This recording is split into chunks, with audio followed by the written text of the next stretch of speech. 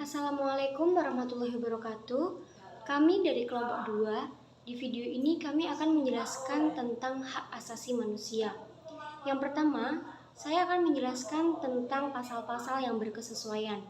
Yang pertama adalah hak untuk hidup yang diatur dalam Undang-Undang Dasar 1945 pasal 28A yang berbunyi, setiap orang berhak untuk hidup serta berhak mempertahankan hidup dan kehidupannya, yang berkesesuaian dengan Undang-Undang Nomor 12 Tahun 2005 Pasal 6. Yang kedua adalah hak memperoleh kehidupan yang aman, diatur dalam Undang-Undang Dasar 1945 Pasal 28G ayat 2 yang berbunyi, setiap orang berhak untuk bebas dari penyiksaan dan perlakuan yang merendahkan derajat martabat manusia dan berhak memperoleh suaka politik dari negara lain, yang berkesesuaian dengan Undang-Undang Nomor 12 Tahun 2005 Pasal 7.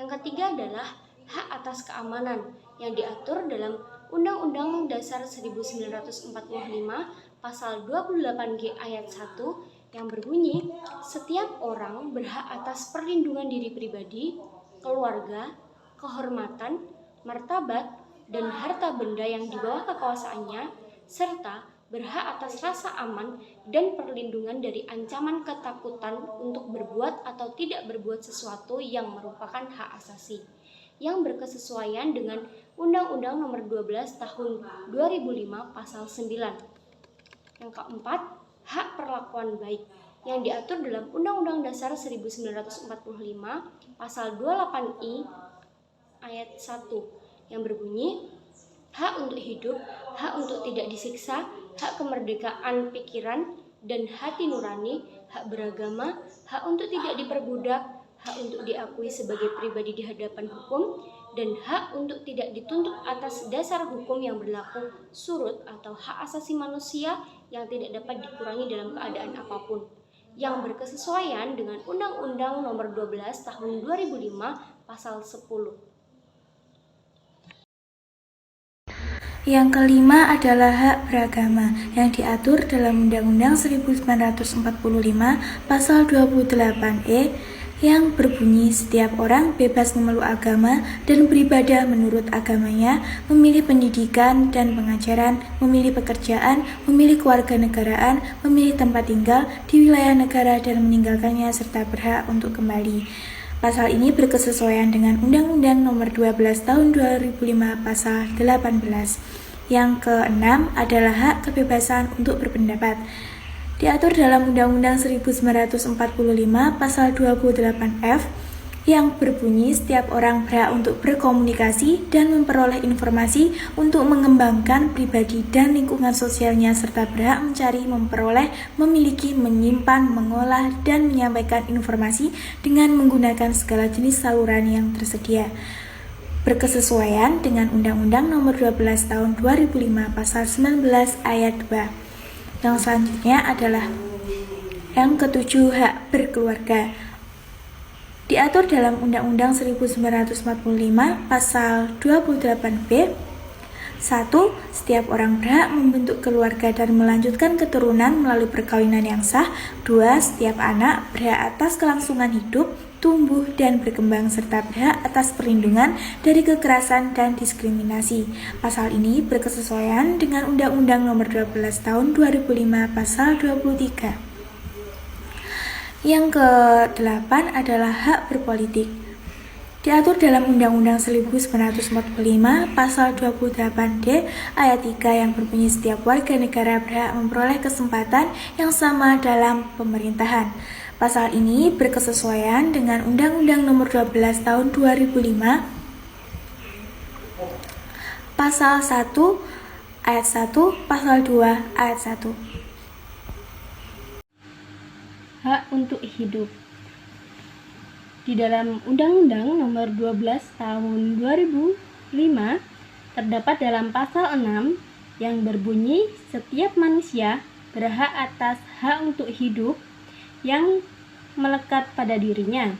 Hak ini wajib dilindungi oleh hukum. Tidak seorang pun dapat dirampas hak hidupnya secara sewenang-wenang. Di dalam Undang-Undang Dasar 1945 terdapat pada pasal 28A yang berbunyi setiap orang berhak untuk mempertahankan hidup dan kehidupannya. Dan pada pasal 28B ayat 2. Undang-undang lainnya juga mengatur tentang hak untuk hidup, yaitu dalam Undang-Undang Nomor 39 Tahun 1999 Pasal 9 tentang hak asasi manusia. Implementasi pengaturan hak untuk hidup dalam sistem perundang-undangan Indonesia sudah jelas dan tepat bahwa hak hidup adalah hak yang mutlak yang tidak dapat dikurangi dalam keadaan apapun dan oleh siapapun, juga atas nama apapun, sebab dijamin oleh Undang-Undang Dasar 1945 dan juga terdapat dalam Undang-Undang Nomor 39 Tahun 1999 tentang hak asasi manusia. Selanjutnya, hak memperoleh kebebasan dan keamanan.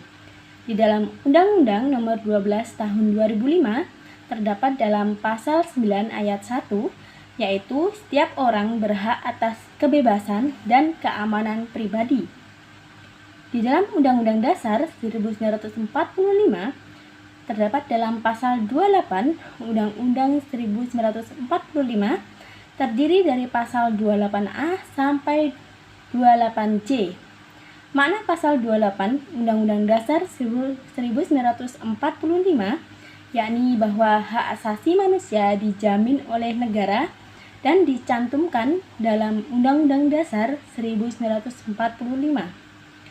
Undang-undang lainnya juga mengatur terdapat dalam kemerdekaan menyampaikan pendapat di muka umum sebagaimana dalam Undang-Undang Nomor 9 Tahun 1998 tentang kemerdekaan menyampaikan pendapat di muka umum. Implementasi. Sejak tahun 2018, Komnas HAM menyusun Standar Norma Pengaturan atau SNP. Sejauh ini, Komnas HAM sudah mengesahkan 7 SNP, yaitu SNP tentang penghapusan diskriminasi dan etnis, SNP tentang kebebasan berkumpul dan berorganisasi, dan lain sebagainya. Selanjutnya, hak memperoleh perlakuan baik. Di dalam Undang-Undang Nomor 12 Tahun 2005 terdapat dalam pasal 10 ayat 1 yang berbunyi semua orang yang dirampas kebebasannya harus diperlakukan secara manusiawi dan dengan menghormati kehormatannya. Di dalam Undang-Undang Dasar 1945 terdapat dalam pasal 29 Undang-Undang Dasar 1945 ayat 2, yaitu tiap-tiap warga negara berhak atas pekerjaan dan penghidupan yang layak bagi kemanusiaan.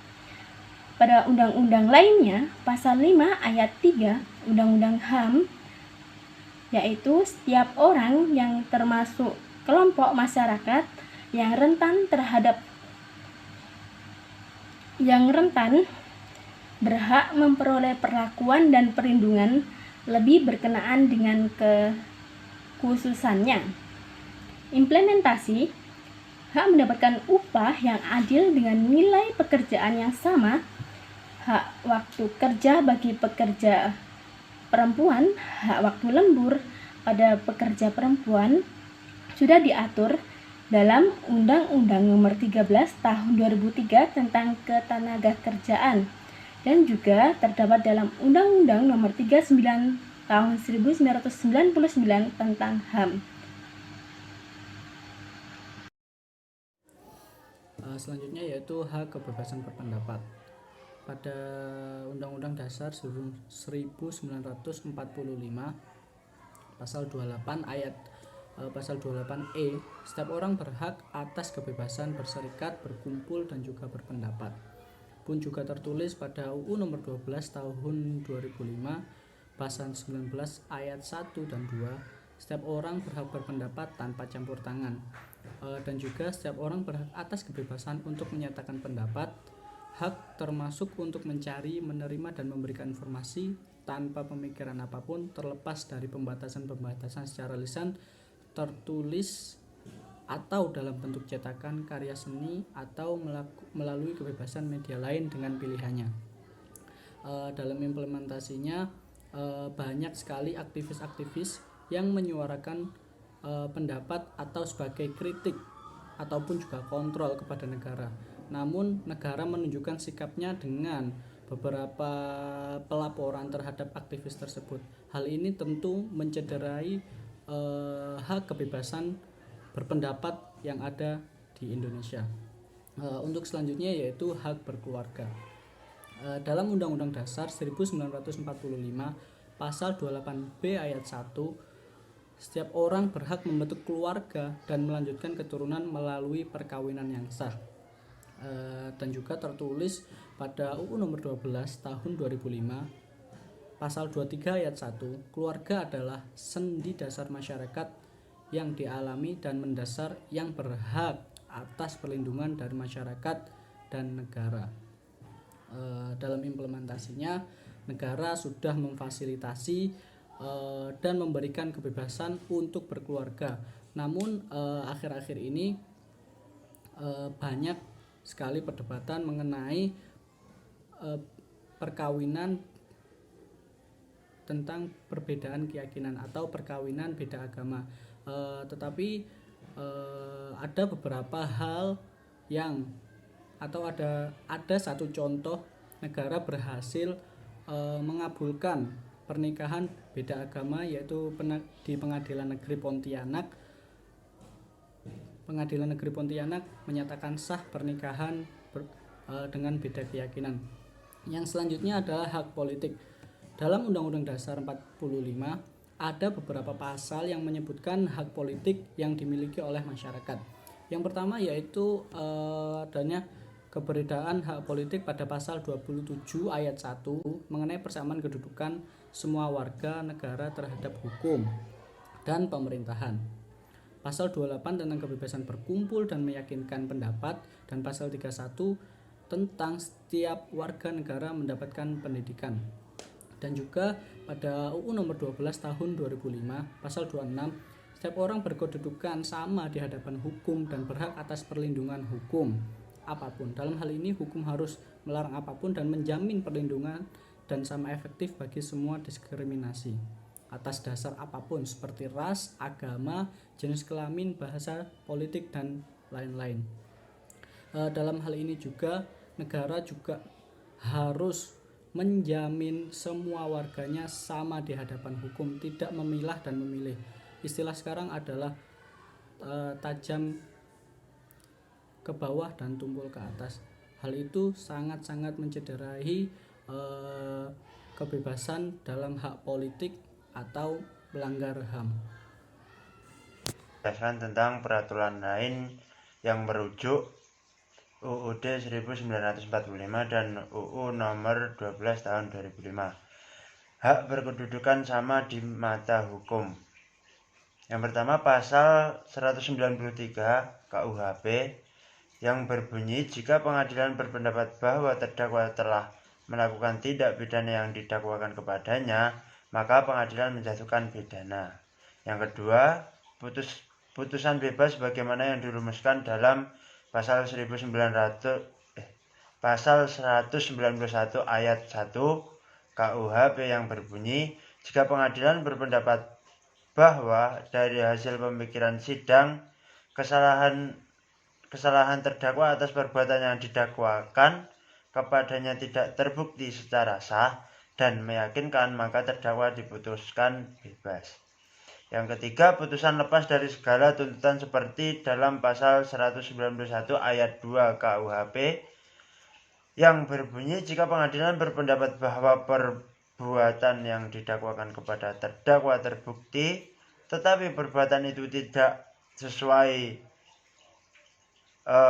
tidak merupakan suatu tindak pidana, maka terdakwa diputus lepas dari segala tuntutan hukuman. Selanjutnya, implementasi pasal di masyarakat. Dalam implementasi pasal-pasal yang berkaitan di atas tadi, yang mana pasal-pasal tersebut telah sesuai dengan ketentuan-ketentuan yang ada. Seperti halnya hak berkeluarga, seperti yang kita tahu, kita sebagai masyarakat Indonesia diberikan kebebasan dalam berkeluarga untuk meneruskan keturunan tanpa ada aturan yang mempersulit dalam bidang tersebut secara hukum. Tidak hanya dalam hak berkeluarga, ada juga hak untuk hidup, hak memiliki kebebasan berpendapat. Namun menurut saya hak berkedudukan sama di mata hukum sangat kurang diperhatikan, karena menurut saya pihak yang berwenang lebih berpihak kepada yang beruang, karena bagi mereka itu menguntungkan dan memandang sebelah mata terhadap rakyat biasa yang hidupnya sederhana. Mungkin sekian penjelasan dari saya dan dari kelompok saya. Apabila ada kurang lebihnya kami mohon maaf. Wabillahi taufiq wal hidayah. Wassalamualaikum warahmatullahi wabarakatuh.